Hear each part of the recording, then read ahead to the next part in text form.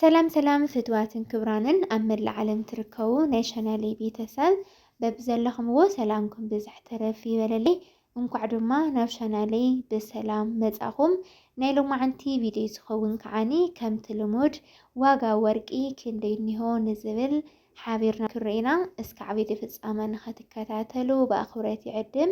ንቻናለይ ሓድሽ ዝኾንኩም ሰብስክራይብ ነባራ ዝኾንኩም ከዓ ላይክ ሸር እናገበርኩም ንኽተበረታቱዕኒ ብትሕትና ይላዎ ላይክ ሸር ንትገብሩለይ ካብ ልቢ እናመስገንኩ እየ ማለት እዩ። ክብራት ኣሕዋተይ እምበርከስ ሎማዓንቲ ፌብሩዋሪ 19 ወይ ከዓ የካቲት 12 እዩ ዝኸውን ዘሎ ዋጋ ወርቂ ቀኒሱ ድዩ ወሲኹ ንዝብል ሓቢርና ክንርኢና እስካዕ ቪድዮ ፍጻመ ተኸታተልዎ። ሰናይ ጻንሒት።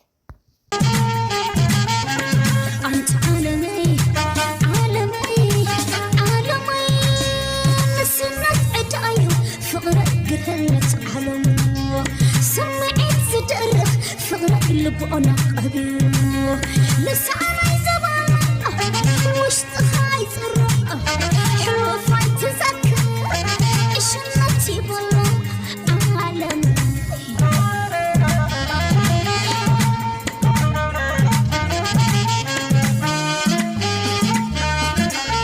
أنت حنان الله لو أمك فقري دفن عين لبي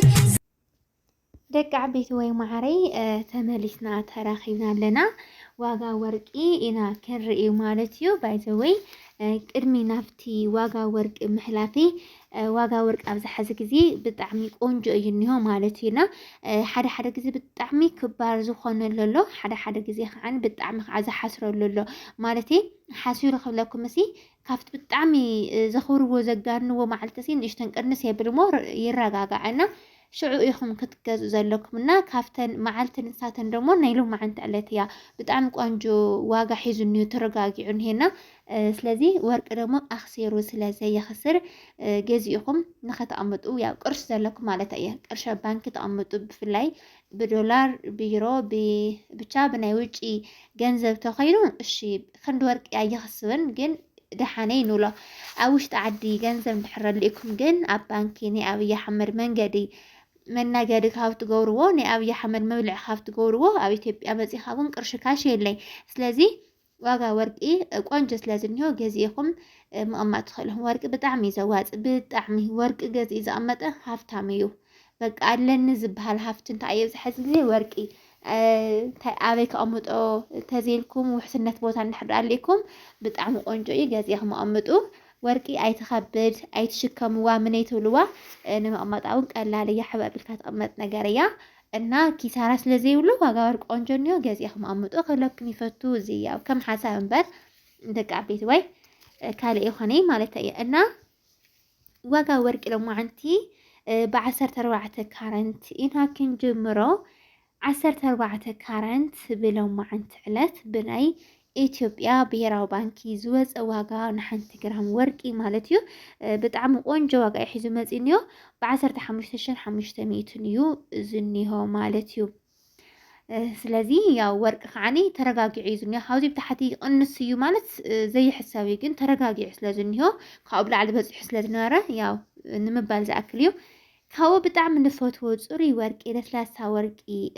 ዳርጋ መብዛሕትና ኣፍሪካውያን ንፈትዎ ዓይነት ወርቂ በዓል 18 ካረንት እዩ 18 ካረንት 86% ካብ 86% ናይቲ ወርቂ ንፅህና ኮይኑ እቲ 14 15% ደሞ ዝተፈላለዩ ዓይነት ብረታ ሓዊሶም ዝሰርሕዎ ዓይነት ወርቂ እዩ። ስለዚ መብዛሕትኡ ወርቂ ስለዝኾነ ብጣዕሚ ቆንጆ ወርቂ ለስላሳን ንኸትሪኦ ማራኺ ዝኾነ እዩ። ናይዚ ዋጋ ደሞ ብ17,550 እዩ ክሽየጥ ውዒሉ ዘሎ ብናይ ኢትዮጵያ ብሄራዊ ባንኪ ንሓንቲ ግራም ማለት እዩ። ካብኡ ቀፂልና ንሪኦ ከዓኒ በዓል 19 ካረንቲ ክኸውን 19 ካረንት ክንርኢ ከለና 19 ካረንት ማለት እዩ ደቂ ዓበይቲ ወይ ማዕረይ ንሓንቲ ግራም ወርቂ ብናይ ኢትዮጵያ ብሄራዊ ባንኪ ዝወፀ ዋጋ ብ20,000 ብቻ እዩ ክሽየጥ ውዒሉ ዘሎ ማለት እዩ። ሎማዓንቲ የካቲት 12 ወይ ከዓ بناي فرنجي أقطع ذرا فبراير 19 مالتيو ቀጢልና ንሪኦ ከዓኒ ብጣዕሚ ቆንጆ ካብ 19 ካብ 20 ካረንት ብላዕሊ ዘሎ በዓል 21 ካረንት እዩ ከምኒ ቀለበት ፕሮሚስ ክንኣስር ቀለበት እና ናይ አንገት ሃብል ንኽትሰርሐሉ ብጣዕሚ ቆንጆ ፅሩይ ወርቂ እዩ እና ብጣዕሚ ሰብ ዝፈቱ ዓይነት ወርቂ 21 ካረንት ማለት እዩ ናይዚ ወርቂ ከዓኒ ናይዚ ወርቂ ዋጋ ን1 ግራም ብናይ ኢትዮጵያ ብሄራዊ ባንኪ ዝወፀ ዋጋ ብ22,000 ብቻ እዩ ዝኸውን ዘሎ ግን እዚ ክለኩም ከለኹ ናይታ ወርቂ ጥረ ገንዘብ ብቻ ዳ እምበር ከምኒ ናይ ደረሰይ ማለት ናይ ግብሪ ዝበሃል ነይወር ወይ ከዓ ቫት ዝበሃል ንሱ ኣየካትትን ናይ ገዛ ክራይ ናይ ሰራሕተኛ ናይ ሓደ ነገር ኣየካትትን ናይታ ወርቂ ጥረ ገንዘብ ብቻ እዩ ኩሉስ ካብ ሕዚ ነገርኩም ካብ ሕዚ ነግረኩምን ማለት እዩ ቀፂልና ንሪኦ ከዓኒ በዓል 22 ካረንት ይኸውን 22 ካረንት መብዛሕትና ንጥቀሞ ንመቐመጢ ገንዘብ እዩ ምክንያቱም ብጣዕሚ ፅሩይ ወርቂ ስለ ዝኾነ መቐመጢ ገንዘብ ኢልና ኢና ንሕዞ ማለት እዩ ስለዚ ናይዚ ዋጋ ድማ ብናይ ኢትዮጵያ ብሄራዊ ባንኪ ዝወፀ ዋጋ ን1 ግራም ወርቂ ብ23,140 ቅርሽን እዩ ክሽየጥ ውዒሉ ዘሎ ቀፂልና ንሪኦ 23 ካረንቲ ክኸውን 23 ካረንት እውን ተመሳሳሊ ንኢኮኖሚ ከዓኒ ከምዚ ንመቐመጢ ገንዘብ ተዘይኮይኑ ያው ንጌጣጌጥ ብጣዕሚ ክባራት እዮም ምክንያቱም እስካብ 21 ካረንት ዘሎ እኽሉ ንጌጣጌጥ እዚ ግን ንመቐመጢ ገንዘብ ማለት እዩ ምክንያቱም ሓደ ሰባት ገንዘብ ንሓሰረ ዝኸይድ ተኾይኑ ወርቂ ገዚኦም ዘቐምጡሉ ዓይነት ካረንት ሂዚና 23 ካረንት ን1 ግራም ወርቂ ብናይ ኢትዮጵያ ብሄራዊ ባንኪ ማለት እዩ ብ24,000 ብቻ እዩ ክሸጦ ውዒሉ ዘሎ ናይ ሎማዓንቲ ዋጋ ቀፂልና መጨረሻ ንሪኦ ናይ ሓደ ውቅዒት ወርቂ ወይ ከዓ በዓል 24 ካረንቲ ክኸውን 24 ካረንት ን1 ግራም ወርቂ ብናይ ኢትዮጵያ ብሄራዊ ባንኪ ዝወፀ ዋጋ ብ25,350 እዩ ክሽየጥ ውዒሉ ዘሎ እዚ ናይቲ ወርቂ ጥረ ገንዘብ ብቻ እዩ 24 ካረንት 99.9 ናይቲ ወርቂ ንፅህናው ዳርጋ 100% ንፁህ ወርቂ ምንም ዓይነት ተሓዊስዎ ምንም ዓይነት ዘይሕወሶ ዓይነት ወርቂ እዩ ማለት እዩና ናይ ሎማዓንቲ ዋጋ ወርቂ ከምዚ ይመስል ብናይ ወርቂ ዋጋ ቄር ዘለኩም ነገር ተልዩ ኣብ ኮሜንት ጻሕፍለይ እስካብ ቪድዮ ፍጻመ ተኸታተልኩምኒ ካብ ልብና መስከምኩ እያ ላይክ ሸር ሰብስክራይብ ምግባር ድማ